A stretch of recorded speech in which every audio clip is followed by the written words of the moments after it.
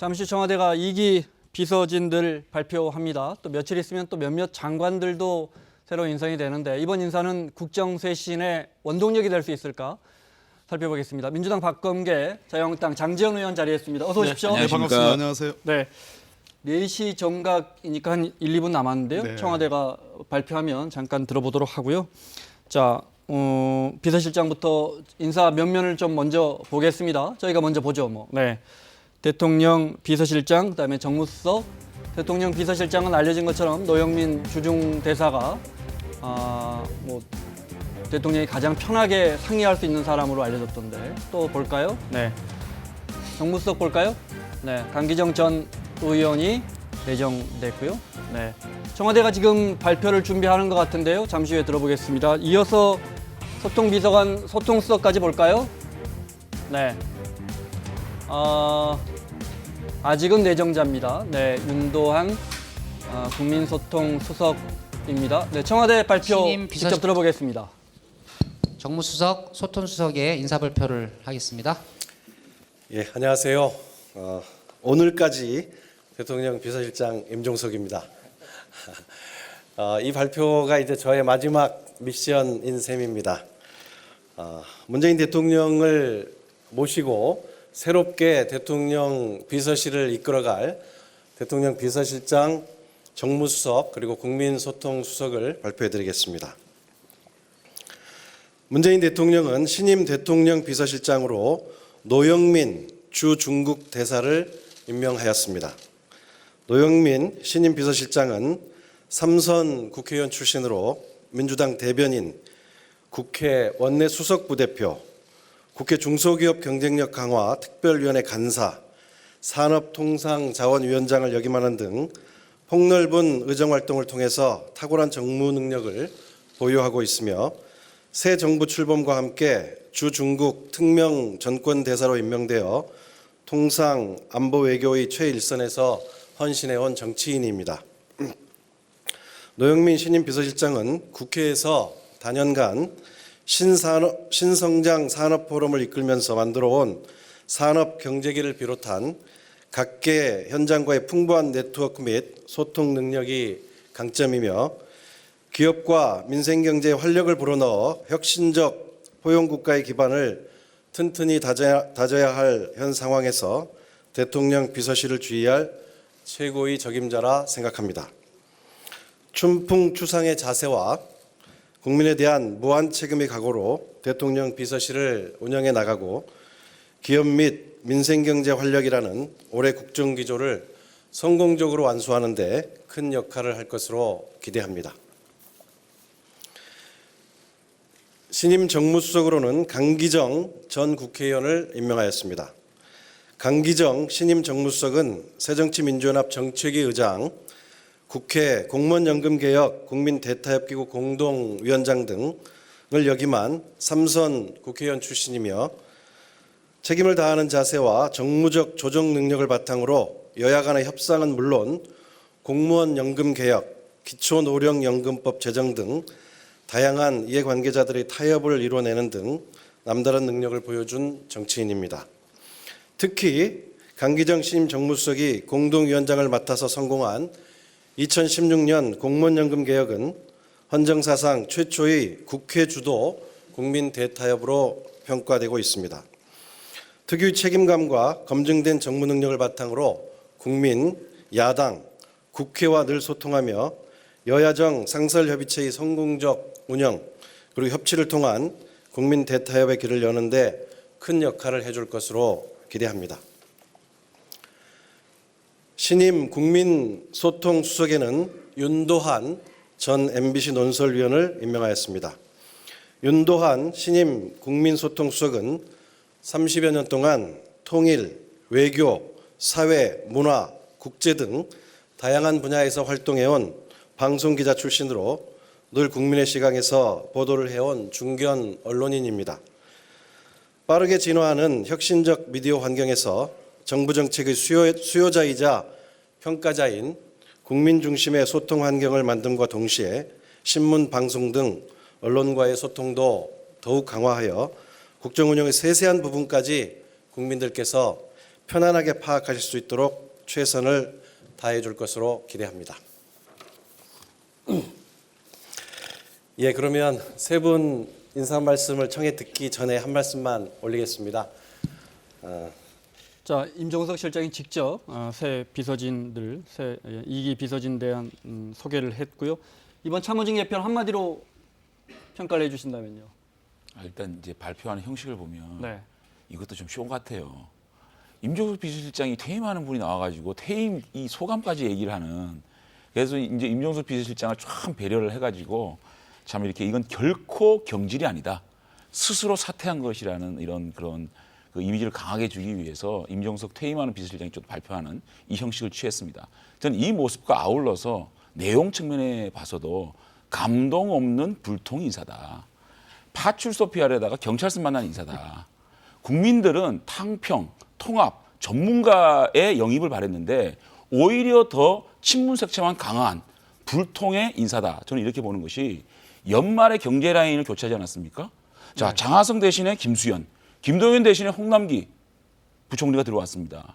경제 라인을 친문화시켰다면 이번에는 비서실장을 임종석 대신 노영민, 정무수석을 한병도 대신 강기정.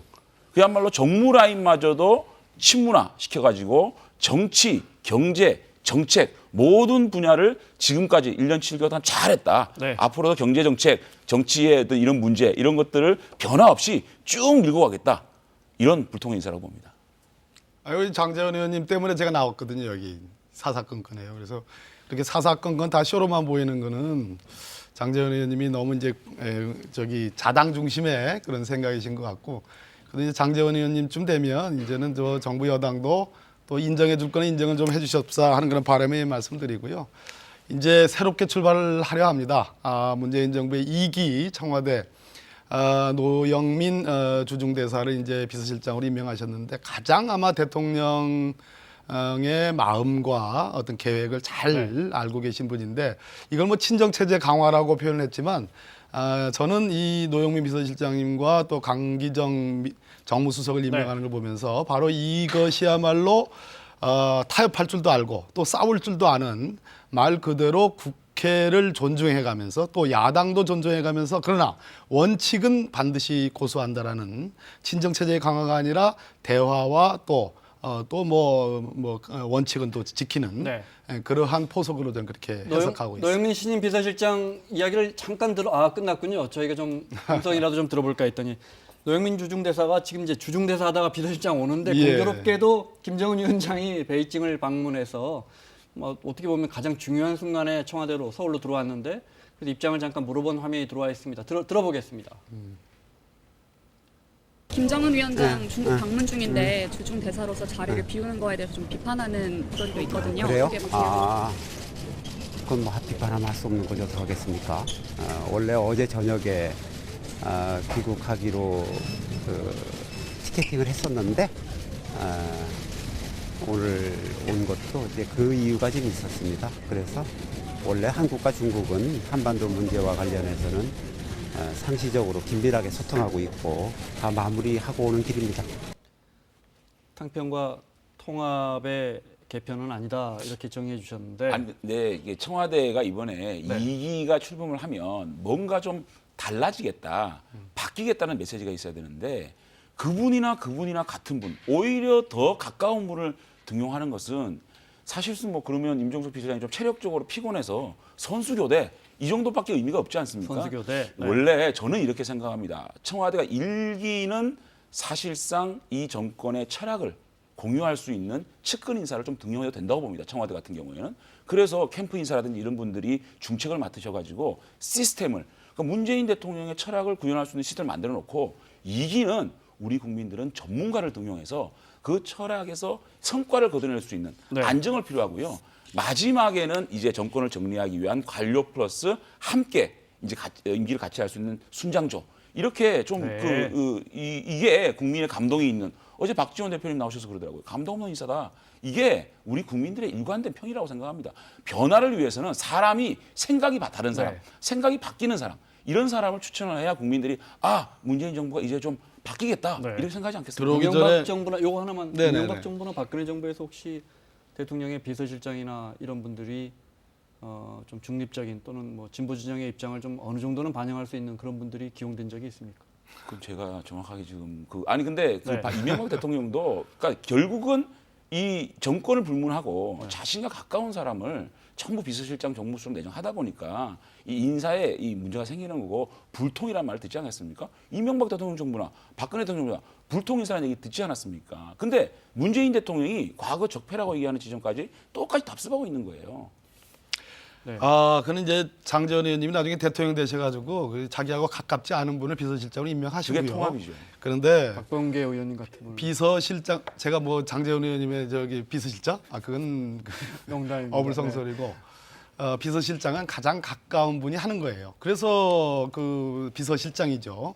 그런데 조명받지 않은 부분이 있습니다. 저는 노영민 신임 비서실장의 아까 참 아름다운 장면이에요. 쇼라고 그러시는데 자꾸 이렇게 쇼를 이렇게 나쁜 쪽으로만 말씀하지 마시고 그 노영민 비서실장이 과거 산업자원위원장을 했습니다. 네. 그리고 여기 소개에서도 신성장 산업 포럼의 대표를 맡아가지고 이 부분에 오랫동안 천착을 해왔어요. 무슨 얘기냐면 요즘에 문재인 대통령께서 소득주도 성장, 혁신 성장, 공정경제 중에 특히 소득주도 성장을 많이 강조를 하고 계세요.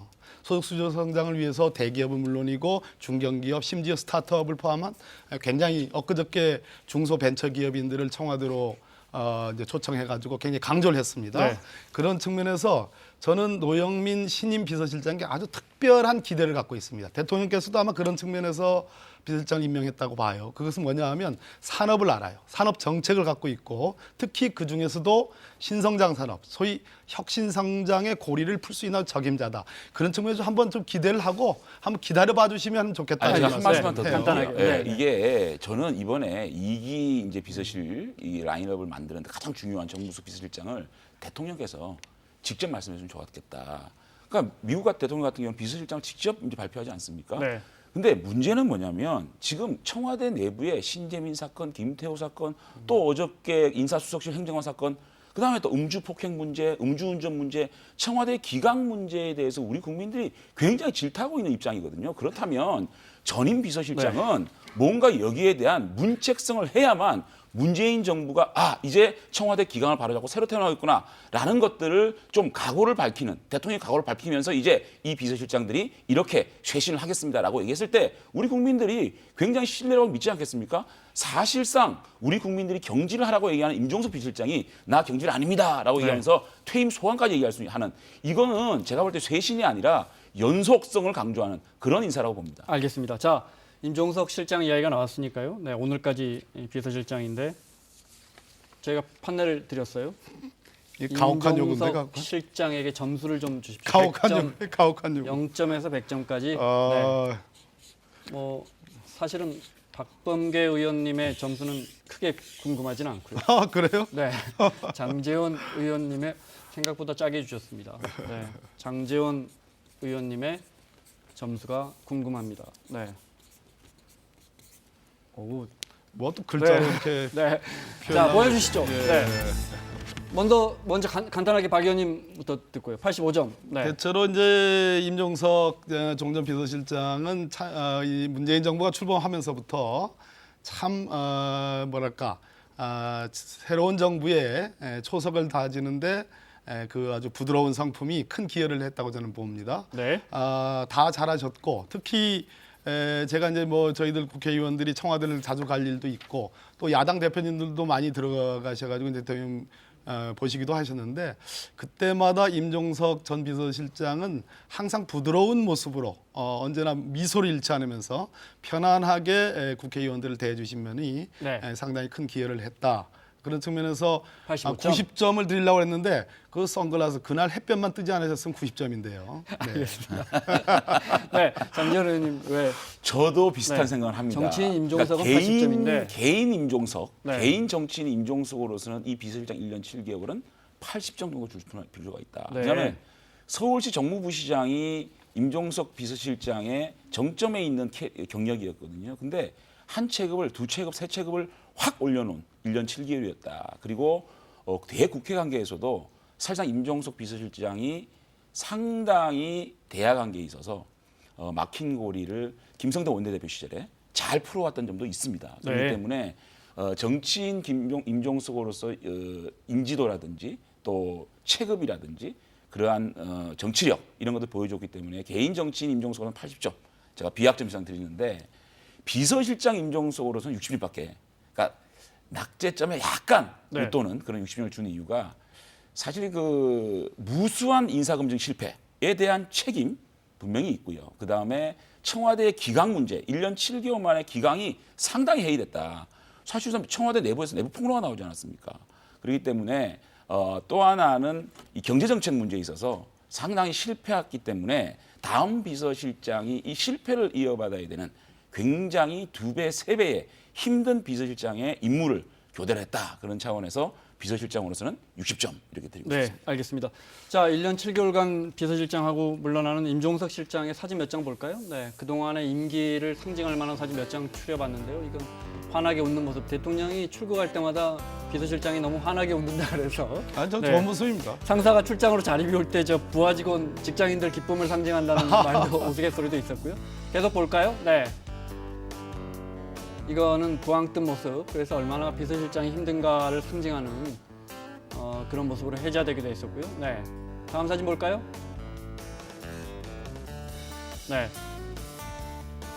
이 사진은 넥타이가 한 달째 안 바뀌었다고 저 네티즌들이 찾아내가지고 얼마나 고된가. 네. 색깔만 같은 거 아니에요? 아니요. 퇴근 못하고 갇혀있는 임 실장이 구조 신호 보낸다 뭐 이런 우스갯말도 있었고요. 하나 더 볼까요? 그리고 이날 햇빛만 그렇게 뜨겁지 않았어도 네, 이날 뭐 자기 정치한다 이런 논란이 나왔었죠. 자, 이어서 영상 바로 보겠습니다. 이번에는 박범계 의원님의 영상 준비됐으면 보겠습니다. 자, 박 의원님 영상 보겠습니다.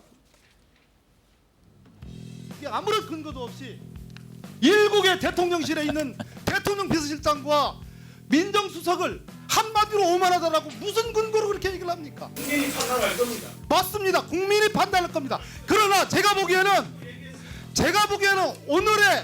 오늘의 현안 보고가 아무것도 규명하지 못하고 아무것도 밝혀내지 못하고 아무것도 국민들을 납득시키지 못하니까 일방적으로 저 두 분을 매도하는 거라고 단정할 수밖에 없어요. 들으세요 좀! 들어요! 박형철 비서관 위에 누가 있습니까? 제가 있습니다. 제가 누굽니까? 네, 조국입니다. 예. 제가 누굽니까? 민정수석 조국입니다. 제가 누굽니까? 민정수석 조국입니다. 맞습니다. 네. 조국 민정수석이 오직 할 일이 없습니다. 사법개혁하고 검찰개혁하는 것만으로 시간이 부족한데 문재인 대통령께서 그렇게 강조하는 공수처 설치하고 검경수사권 조정하고 지방자치경찰제 해야 되는데 법원행정처 폐지해야 되고 그래야 되는데 오직 할 일 없으면 일개 특감만원 데리고 지시하고 보고하고 묵인하고 그럴 시간, 그럴 결의, 그런 결 있었습니까? 전혀 없었습니다. 그날 조국 수석의 재차 누굽니까라고 물어보신 네. 이유가 어떤 겁니까?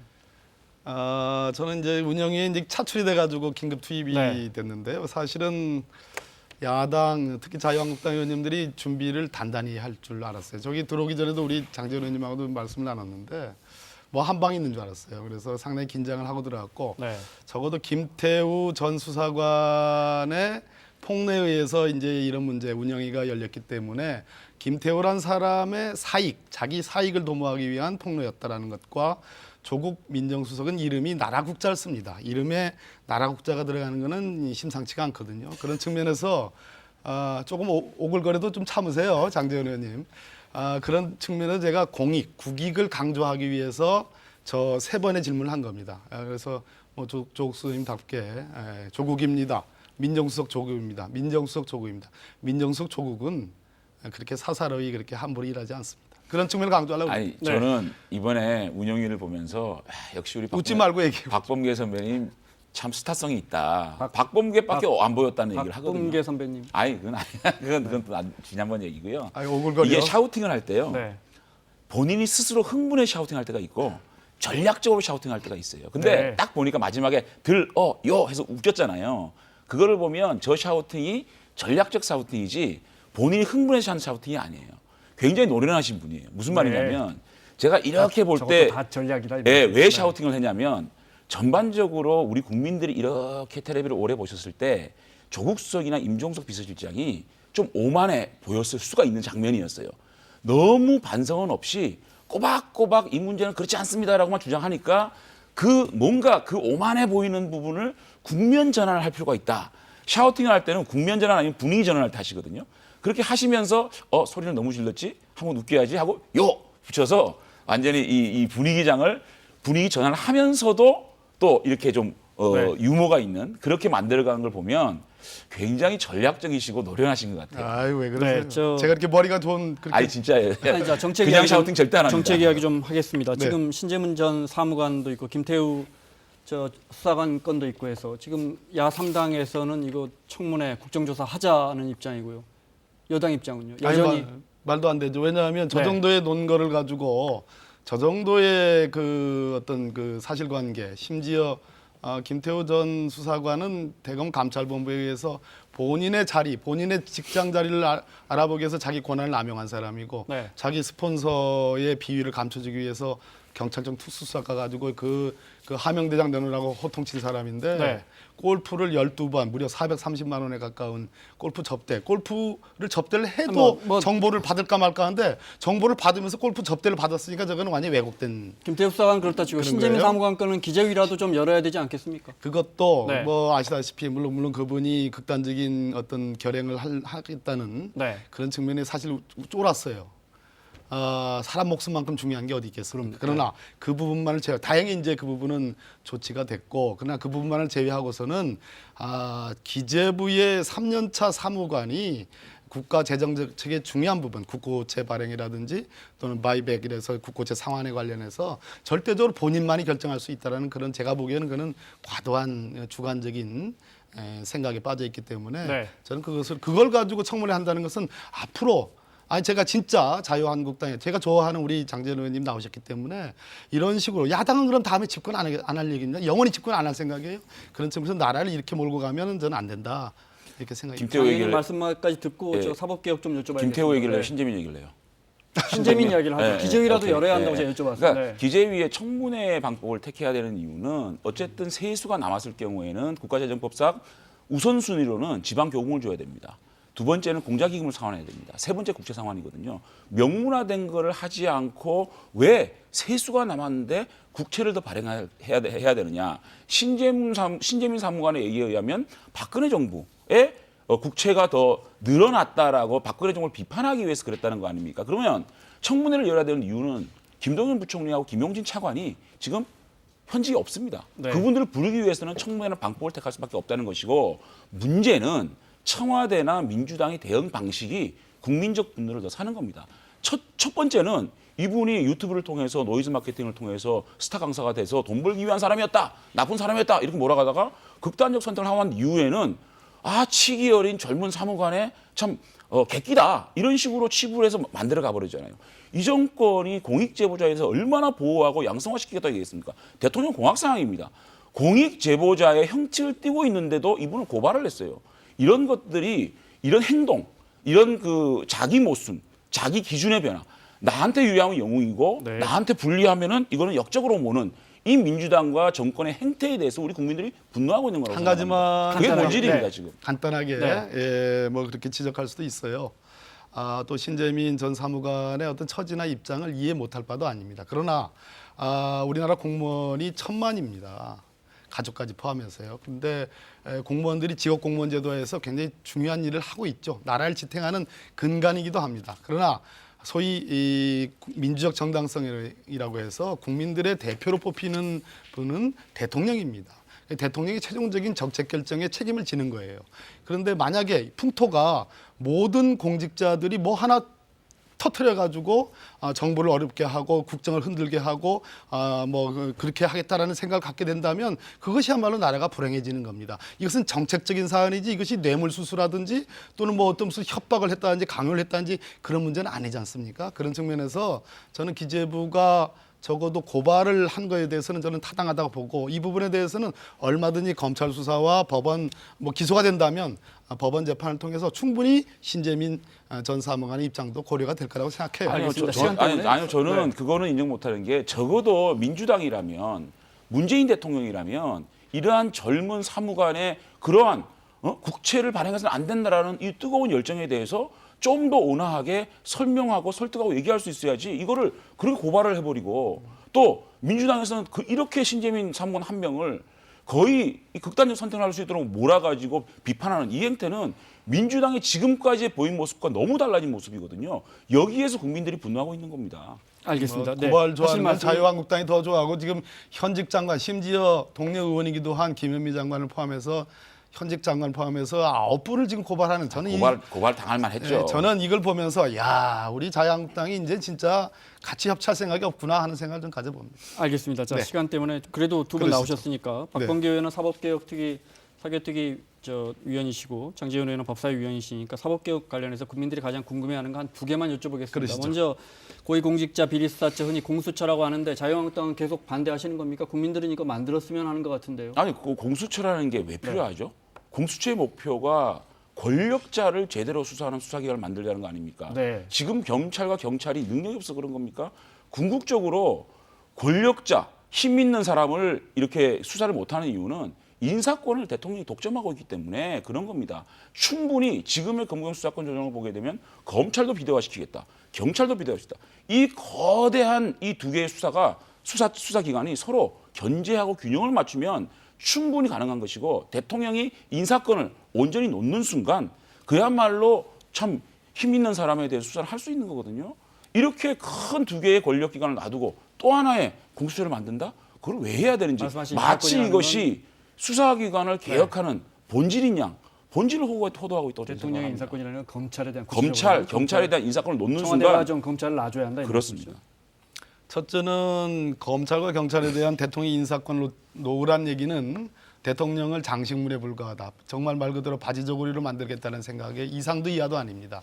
제가 아까 민주적 정당성이라는 말씀 드렸죠. 그러려면 대통령을 뭐하러 국민의 직선에 의해서 선출을 합니까? 두 번째, 공수처를 왜 반대할까요? 우리 장제원 의원님 저하고 사개특위 1기 간사관이었습니다. 그렇습니다. 장제원 의원님의 보관도 있어요. 그 보관 굉장히 좋아요.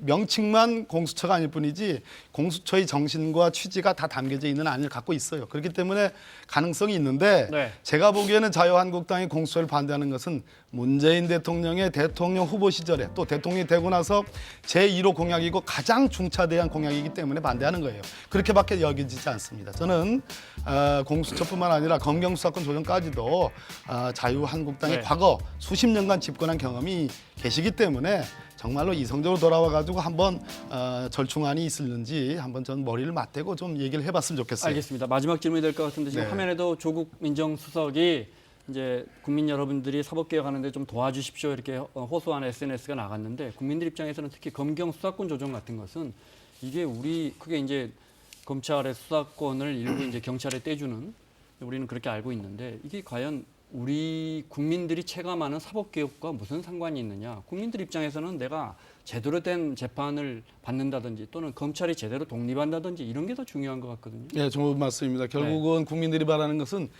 진실이에요. 또 진실을 가리는 과정에서 복잡하지 않고 비용이 덜 들어야 돼요. 이 두 가지인데 비용과 진실. 근데 네. 진실 규명이라는 게 지금 현재의 검경 구조로는 이중적인 절차를 다 밟아야 돼요. 경찰에 나가서 불려서 조사받고 똑같은 일을 검찰에 가서 또 조사를 받아야 돼요.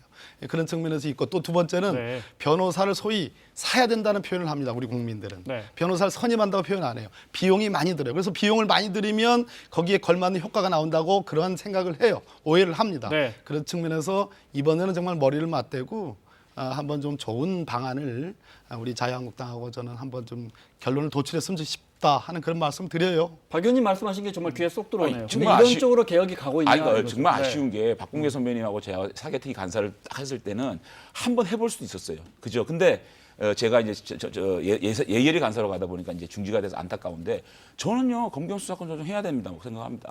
양 기관이 아주 잘 견제하고 균형을 맞춰야 된다고 생각합니다. 근데 지금 정부가 발표하고 한 검경 수사권 조정은 오히려 어정쩡한 타협이다. 검찰이 일사수사권을 축소했다 그러는데 자기가 가지고 싶은 건 다 가진 겁니다. 실제로 경찰이 일사수사권, 민생치안범죄 일사수사권 가지고 있습니다.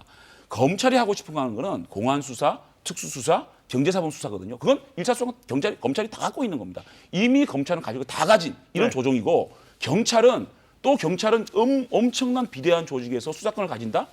그거보다는요, 확실하게 우리 경찰을 그 지방 경찰로 만들어 놓은 자치경찰. 다음에 자치경찰 만든 그건 다음에 같은 생각이에요. 해야 되는 거군요. 그렇다면 공수처가 아니라 한국형 FBI 그야말로 수사를 잘하는 그런 기관을 만들어서 검경 수사권 조정을 해서 국민이 편해야 되는데 지금 정부가 발표한 검경 수사권 조정은 양쪽을 비대화시켜서 국민이 오히려 양쪽에서 막 수사 경쟁을 해가지고 국민이 더 수사를 많이 받게 하는 저는 이게 역행하는 거다 저는 알겠습니다. 저게 공수처하고 비슷하다고 제가 아까 말씀드렸죠. 공수처 비슷한 건 절대 말만 아닙니다. 한국형 다 틀려요. FBI지 내용적으로 틀립니다. 얼마든지 네. 조율할 수 있어요. 이 문제는 뭐 계속해서 네, 예, 사개특위가 열릴 테니까요. 또 다음 주에 여쭤보도록 좋습니다. 하겠습니다.